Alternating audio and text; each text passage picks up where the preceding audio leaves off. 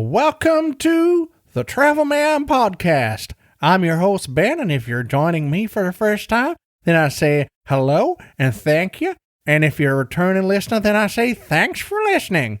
On today's episode, I'll be talking to Jim Miles in our Part 2 conversation of Walking Tours of Austin. This episode has us discussing ghost stories and the creepy stuff that happens at night. So sit back and enjoy the podcast. Ho-ho!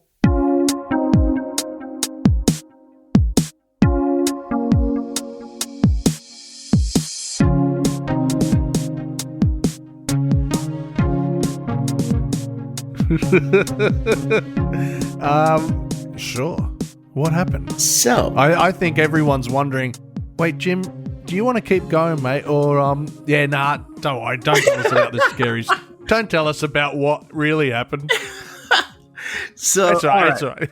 Twisted my arm. No. All right. Yeah, you couldn't hold me back from telling this story anyway. There's no way. It's just right there. So, it's true that Driscoll dies in 1890, but another significant event happened at the Driscoll Hotel in 1890, and that was the 23rd meeting of the Texas State Legislature. All right. Now, back in those days, the congressmen, the senators, and everyone would come to the Driscoll Hotel. They would stay at the Driscoll. Our Capitol building was just newly completed in 1888. The dome was completed. But some of the meetings went on at the Driscoll because they have this gorgeous ballroom on the second floor, and it was the place to stay, right? So all the senators are there and all the hobnobs and the politicians. Well, one of the attendees is a man named Temple Lee Houston, and he is the youngest son of Sam Houston. Now, for any Texans listening to this podcast, they know Sam Houston immediately, but for anyone wondering,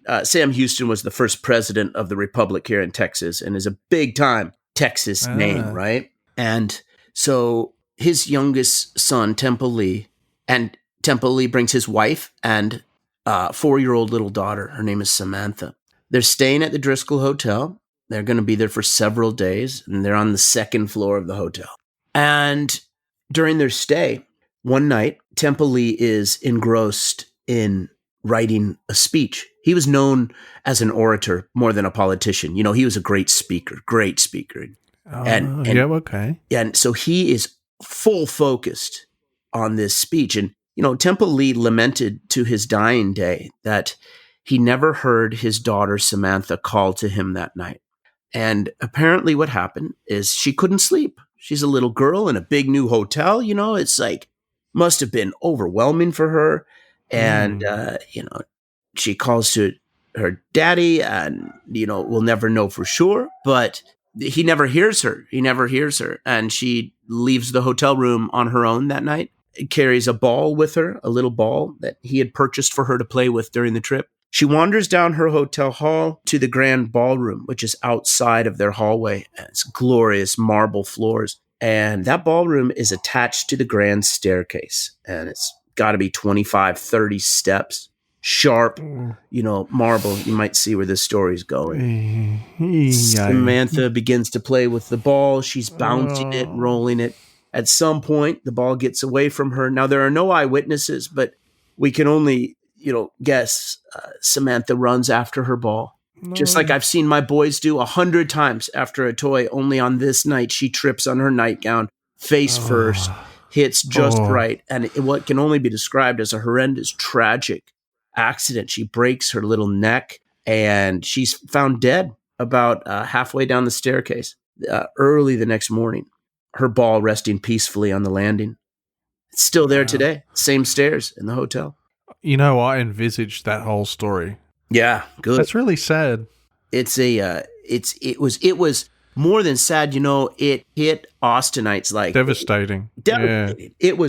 It brought a screeching halt to all the meetings. Austinites mourned over the death of Samantha Houston and for the Houston family. Temple Lee was a beloved senator, and a river of ink is spilled on condolence letters. And oh my gosh, as an outpoint, this precious little girl is dead in the Driscoll. Yet another black mark on the hotel? ? It's kind of strange the things that go on here. Well, a short time after the untimely death of Samantha Houston, the current owner of the hotel decides to honor the death of Samantha by ordering a portrait of her, a painting, I should say, a painting. And it's a beautiful painting. I think I showed it on my tour that you watched, but her, I think so. Yeah. It went up in the Driscoll Hotel, as did the same year a beautiful painting of Driscoll. Remember, he died just weeks after this incident. Oh, wow. I've always suspected that was part of the stress and trauma that led to his stroke. I mean, this would have been a huge, huge thing. Absolutely. Yeah, but listen, as soon as that painting went up in the Driscoll, that's when very strange things started to happen in the hotel. People reported odd phenomena. I think we would call it poltergeist activity today, if it happened in a hotel or a house. Unexplained movements of natural objects, cold spots, whispers, people just strangely getting chills, both physical and just up the back of your neck. Something happened after that painting went up. Because I know from just research and anecdotal evidence and reading secondary sources that Austinites began to talk. The rumors started that the Driscoll was haunted. And the most common manifestation of the ghost of Samantha Houston was the laugh of a little girl that can be heard spilling off of the grand staircase. A playful laugh, like a little girl who's still doing her best to catch that ball that she was never able to grab that fateful night in 1890. And this story of her laugh spread through Austin, so much so that people were beginning to come to the hotel to listen for it. They're looking at the painting, they're listening for this. I tell people on my tour all the time, but you have to remember, people believed in ghosts in 1890 too. This isn't like just a modern day phenomenon. People were all about it. But the thing is that the owners of the hotel didn't feel this was honoring the Houston family anymore. It was just weird. So they moved that painting to the 5th floor of the hotel. And as I speak right now, that painting is hanging on the 5th floor of the Driscoll Hotel. And as it happened, Samantha moved with it. And by far the most frequently cited ghost in the hotel is a little girl in a nightgown who walks the 5th floor of the Driscoll Hotel. Her laugh can be heard echoing up and down the hallways. People who pause to stare at Samantha's painting on the 5th floor will sometimes be overwhelmed with emotion, not knowing anything about the story, overwhelmed with emotion, tears in their eyes, feeling drawn into the photograph as if her presence is with it to this very day. I can definitely see how you would be upset looking at the photograph, especially if you know the backstory. Oh, yeah. Which I'm sure people get told if they do look at the picture or painting and then ask the question, who is this little girl? And then people ask, and people are pretty savvy. They do the research of the hotel, then they go look at the painting, and then they, so the story begets story, of experience that people have, experiences people have at the Driscoll Hotel. Oh man, that is such a cool story, Jim. Yeah, it's the real deal, man. It's the real deal. I know that you wanted kind of my best of, or if I had the most unusual thing that's ever happened on tour. It's directly attached to the story of Samantha. And I can tell you, it was about this time last year. I was on a tour. I had about 15 people on the tour that night. I was in the Driscoll Hotel. And but that night, it just so happened that I had a mother and a little girl on tour with me. Yeah. Children come on my tour all the time. It's no big deal. It's goosebumps, not nightmares, And so I'm telling the story of Samantha only on this night, man. I'm looking at this mother and this little girl, and it was obvious to me that something was wrong. Obvious, like visually. The mother's face went totally white. The little girl's pulling at mommy's dress. They're whispering to each other. There's something going on. They look moved emotionally, but not necessarily in a positive direction. And this happens to me on my tour sometime, by the way. You don't know what baggage people come into a tour with. You know what I'm saying? Like, you never know how a certain story is going to affect someone. So I always have to be ready to kind of soften the story or bail out of a story a little bit. You know what I'm saying? Massage it. Totally. And anyway, it's going on that night. So I do my best to mitigate and kind of just sort of get around it. I tell the story, but as I'm leaving the hotel, I walk up to this woman. I say, "Miss, is everything okay? Are you all right?" And the mother says, yes, everything's fine. I'll explain after the tour. So I'm like, okay, this is in the back of my mind, right, for the whole rest of the tour. But about 25 minutes later, we're all saying our good nights in front of Joe's Coffee. That's where I, end my tour. And no sooner have I said good night than this woman walks straight up to me with her daughter. She walks up so fast that people are still gathered around. And she says, Jim, you'll have to forgive our reaction in the Driscoll. She said, you had no way of knowing this, but my daughter and I have been staying on the 5th floor of the Driscoll Hotel for the last 4 nights. And I'm like, geez, I'm getting like goosebumps right now telling you the story because I can remember this woman's eyes. She's as serious as a heart attack. And she says, she said, for the first 3 nights, my daughter woke up with terrible nightmares, just these terrible crying and screaming. And so every one of those nights, of course, the mother, woke up and went to the little girl's room. It was a suite. So, these hotel rooms with 2 little rooms attached, they're together.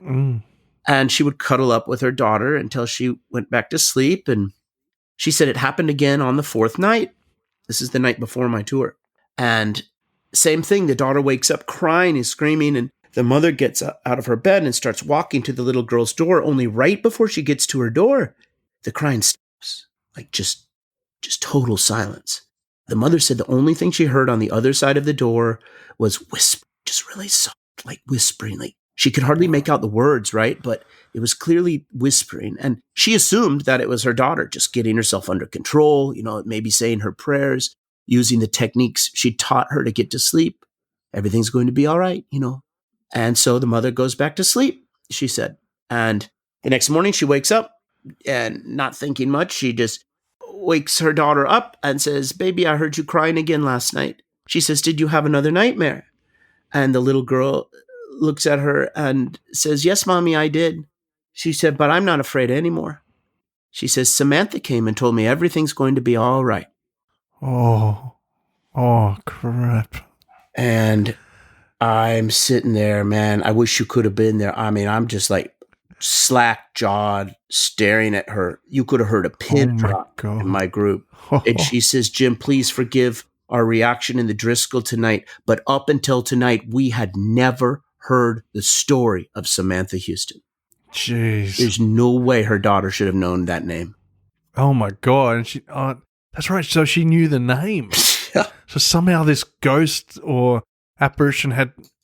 Oh, my God. Imagine that all coming together for you during a tour.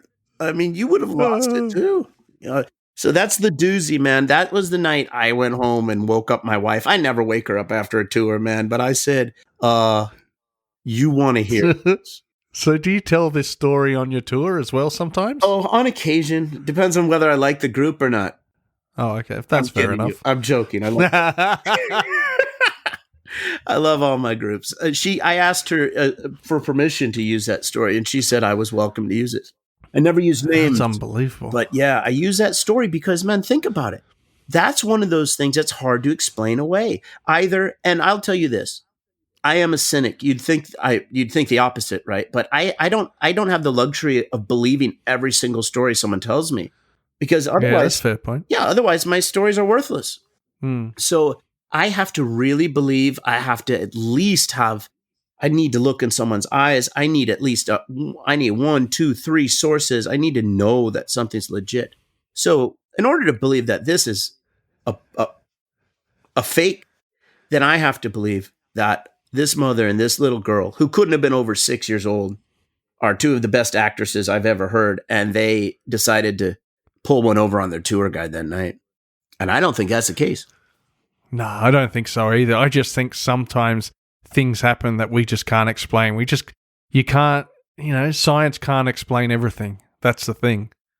Indeed, my friend. And you can't say it's not true. You can't say it's not true, or you can't say it's true. There's just too many stories. And regardless of your faith, there's a lot of different faiths out there. And I happen to be a Christian. Like, I believe God is sovereign over all of this stuff. I believe that. But because of my faith, I believe strongly in the supernatural. And I have to take the preponderance of the evidence, and certainly supernatural activity was rife in the time of Jesus. There's not a major faith out there that doesn't hold a belief in stories that are akin to what we would use the layman's term ghost stories. Now, sometimes these stories are probably confused with angelic activity, which I also believe in, but stories like that make you think, look, something is going on. If anything, it's even greater proof in my faith to the supernatural that yes, indeed, it does exist. And not just that, people, it's around you all the time right now as I'm speaking. It's all around us. It's there. We're fortunate that we can't see it, or we would all just lose it. Oh, absolutely. I think, too true. Absolutely too true, Jim. Now, I want to ask you some final questions. That there'll be 4 of them, but there's 2 more questions I want to ask you. One's more like a silly statement I want to end on, but I do want you to end with maybe your scariest ghost story. So if you wouldn't mind, I would love to hear your scariest ghost story, which I will edit and make it sound really good with the nice scary music over the top of it. So if you would like to tell your ghost story, that would be amazing. Okay, is it all right if it's not from Austin? Because I did this for a while. Oh, no, it doesn't matter. All right. So I got to tell you this one. This is the one that I'll use to punish my children if they ever get out of line. I'll tell them this one. Good. I joke. I joke. Of course, I joke. But this is another head scratcher, Ben. And this happened when I was in Charleston, South Carolina. Charleston is a city of very, very old homes. For anyone listening who hasn't been to Charleston, it's one of the oldest cities in America. I started my first walking company back 20 years ago in Charleston, and a lot has changed in Charleston since then. But it still has the charm of the old buildings, and some things have not changed. And one of those things is the Battery. We call it the High Battery in Charleston, and there's these beautiful colonial homes that stretch down the Battery. And of course, in Charleston Harbor is Fort Sumter, where the American Civil War started in 1861. So you're stooped in history. And I only say that so that the listeners will understand. If you don't own one of these homes in Charleston, you don't go in these homes. People ask me all the time, who lives in these homes? Like, have you ever been in one of them? And I'd have to tell them truthfully, no. I've got the wrong last name, baby. My last name's Miles. It's not Middleton or Drayton. This is not my blood that lives in these homes. So one day, middle of the afternoon, I'm on my history tour, and it was called Charleston's Best History Tour. It was real creative back then. And we're a small group, man. It was like $10 a head, cash only, and boiling hot Charleston day. And we happened to be walking by a row of 3 houses. And that day, it's called Vandross Row. You could Google it right now. You can see it's right where it is in Charleston. And one of the homes, I won't say which one it was, the door was open. And we felt it immediately when we walked by because you could feel the air conditioning coming out, and it's like 100 degrees. So we paused, just for a moment to enjoy and just to see if maybe we could get a little peek inside. Well, no sooner had we paused than the man walks out. Nice fella, really nice gentleman. And he was clearly moving. There were moving boxes all over. The house pretty much empty. His voice is echoing in the house. And around the corner in an alleyway is a moving van. And, we strike up a quick conversation. And he was a real jovial guy. He asked if I was on a tour. He's a blue blood Charlestonian, just that means old school, seersucker suit, old school. And he explained quickly that he'd been leasing the house, that he and his wife and his little baby boy were about to move, but he invited us into the house. So this is like, what? Like, I couldn't believe it, And he says, would you like to come in and take a look? And, I'd never met the guy before. So, part of me is thinking, greatest deal ever. Part of me is thinking, hey, he might be a serial killer. I don't know. I doubt it. There's 6 of us. So I say, let's do it. So we go in this house, and it's gorgeous. I mean, 3 stories, spiraling wood staircase, freestanding wood staircase. He takes us all the way upstairs to where there's these huge black cypress beams in the attic where colonial soldiers had carved their names and the date into the wood back in the 1700s. And so it's just amazing, right? And finally, we're leaving the house after about 30 minutes, and I thank him up and down. Thank you, sir. Thank you. And as we're leaving, he pauses just for a second, and he says, "Do you have time for one more story?" And I said, "Whoa." And I'll never forget, he looked me right in the eyes, and he said, "Do you believe in ghosts?" And, I'm thinking Ray Ray right away. I'm like, heck yeah, I believe in ghosts. You're thinking Ray Ray. I'm thinking Ray Ray. Yeah, I believe in ghosts. And I'm thinking some kind of quick Scooby-Doo kind of story. It'll be great, right? But he proceeded to lay down a story that I've never forgotten. And it gives me chills every time I tell it because I remember this dude. But he explained to my group that approximately a year earlier. Now, you have to understand, it was this gentleman, his wife, and he had this little boy, I told you. He was a toddler, just barely walking, moving around. But he explained that, and I don't know exactly how old the little boy was, but he's super young, right? And he explained to me that shortly after they had started leasing that place, that his wife was pregnant. She was very, very pregnant. And they were going to have a baby, but he knew that they were going to need help because he was a lawyer and he was working on this huge case. He explained it to us, but he was billing all these hours, and long story short, they knew they were going to need help once the baby arrived. So what they did is his wife invited her sister to come and stay with them. And it worked out great because his sister was a nurse. And what would happen was she would stay with them, free room and board. And when the baby came, she would be a helping hand to help, her sister out. And she would just stay for an indefinite amount of time. She said, "I'll stay as long as I can until I have to leave." So he explained that just like they'd planned, his sister-in-law comes to the house. The baby is born, no complications, everything's perfect. And he went on to explain that everything went perfect, just like clockwork. He was able to work late hours, bill all kinds of great hours for, the family, and he could come home late at night knowing everything was going to be taken care of. And he explained that every night when he would come home, he would come in through a service entrance. These homes were huge, right? They have multiple ways to get into the house. And he showed us the door that he would come in, and he would make himself a sandwich, he said, and a drink every night. And then he would go up those spiral staircase to the second floor, and he would kiss the baby, and then he'd go down the hall and get in bed with his wife. And he did this night after night after night after night after night until one night something goes terribly wrong.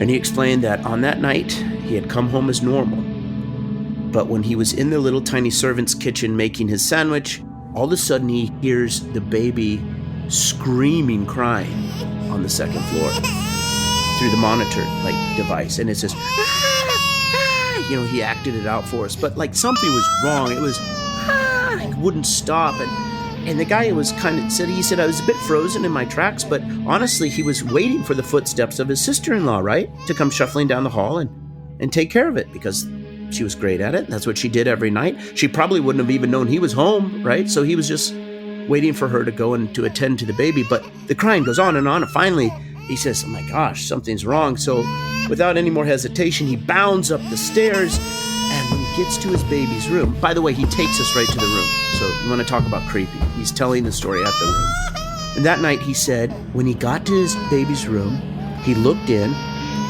and to his surprise, his sister-in-law had already beat him to the room. At least that's what he explained. There was a woman in the room, hunched over the crib. The light was dim, but it was clearly a woman's form, long nightgown. And he said that this woman was hunched over the crib, and she was gently stroking the child, just rhythmically stroking, and that she was cooing at the baby, all right? So just think of a soft nursery rhyme, just very soft and melodic, and she's stroking the child. And the baby's not crying anymore. So he's leaning against the door frame, maybe 10, 12 feet away from the scene. Her back is to him. This goes on. He said that he watched this scene play out for the closest he could tell was about 10 seconds. Now, if you don't think that's a long time, I would encourage anyone listening to look at your stopwatch for 10 seconds sometime, because that's an eternity when you're looking at something with interest. And he said when he was sure that his sister-in-law had it, he just crept down the hallway like normal and just got in bed with his wife. And she was there too, by the way, when he told the story. And he said he curled up with his wife, and she, in a sleepy voice, kind of half in, half out, she says, she hadn't seen him all day. She says, is everything okay? I heard the baby crying. Is everything okay? And he says, without thinking, he says, yeah, it's fine. Your sister's got the baby. And there's a couple seconds for this to soak into her brain, and all of a sudden, she jolts, sits straight up in bed, and screams, starts running for the door. And of course, he screams, what the hell is wrong? And she yells back as she's flying down the hallway, my sister left at 9:00. So this dude telling me the story explained that he was so freaked out, he beat his wife to the baby's room. He's thinking there's a maniac in the room with his baby. And of course, when they get to the doorway, you picture the scene, right? Baby's fast asleep. And there ain't nobody in that room. He said he and his wife spent the next half an hour searching the whole house, any signs of forced entry. All the doors were locked that were supposed to be locked. None of the windows had been jimmied.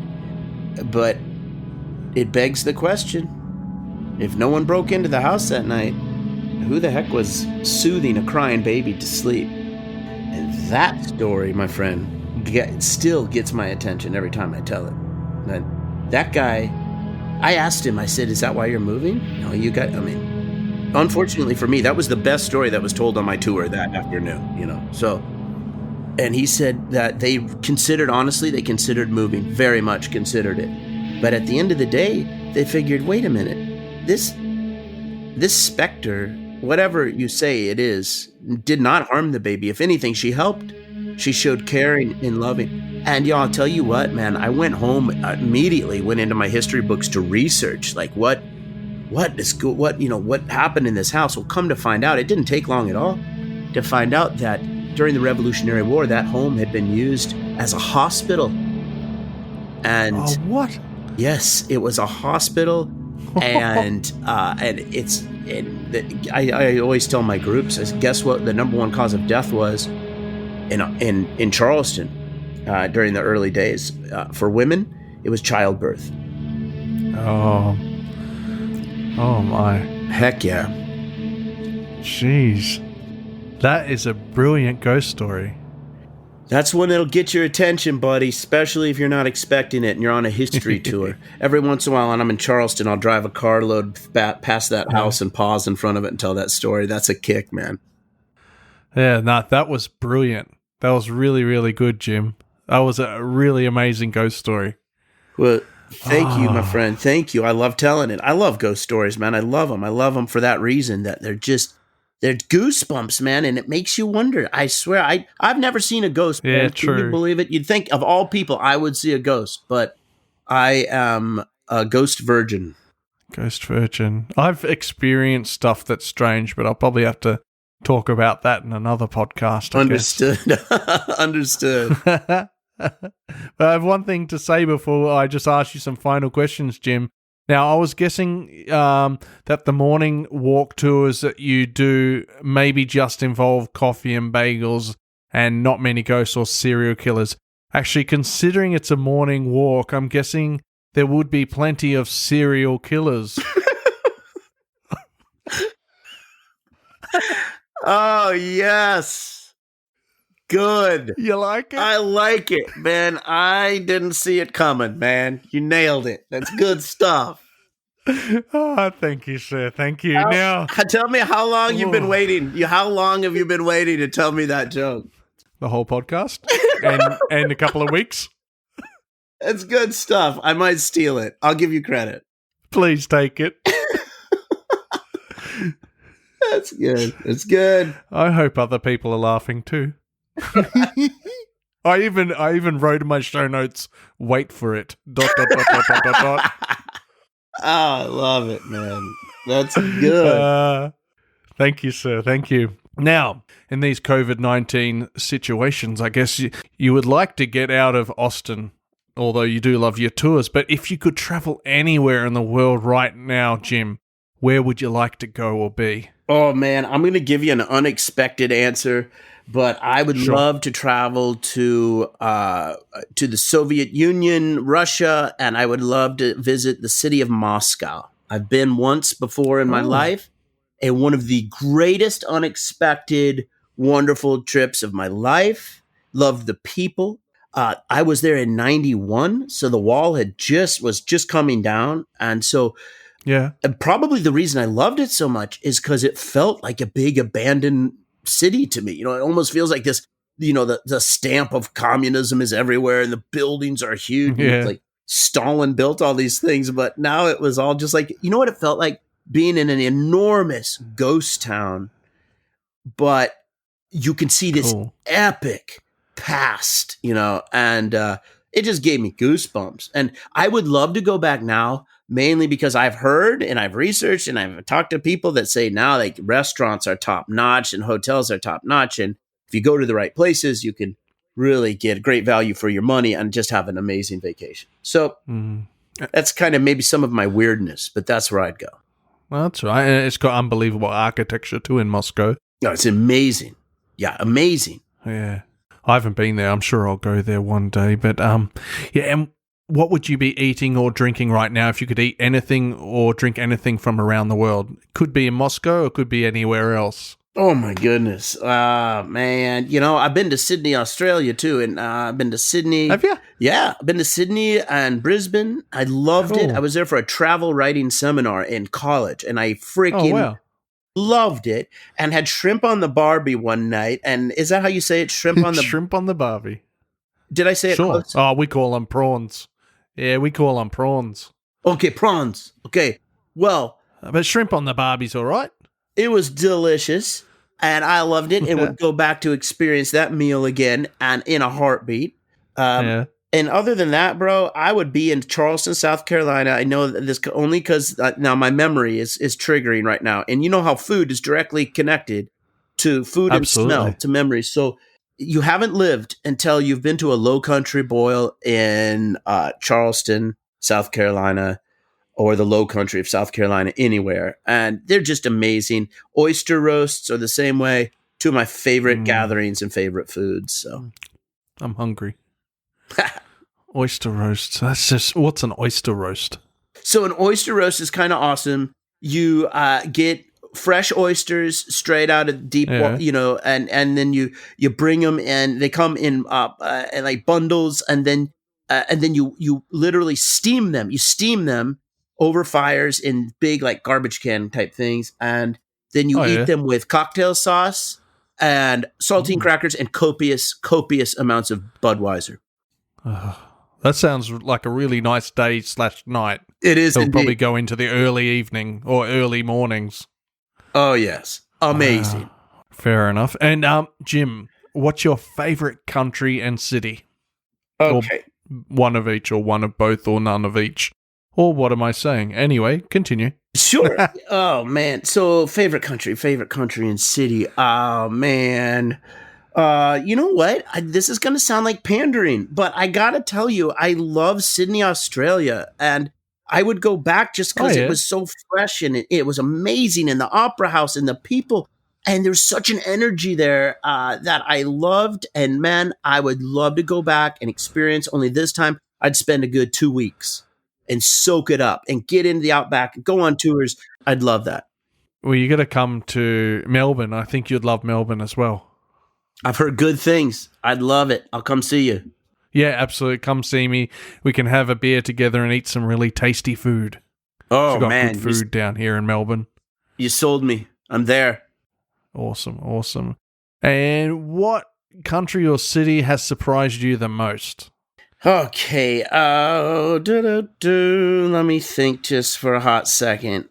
What has surprised me the most? Oh, good. Oh, man. Let's see. I was in Prague once, and that was surprising and wonderful, only because I wasn't prepared for that, and it was just the history and the architecture was overwhelming. I loved that.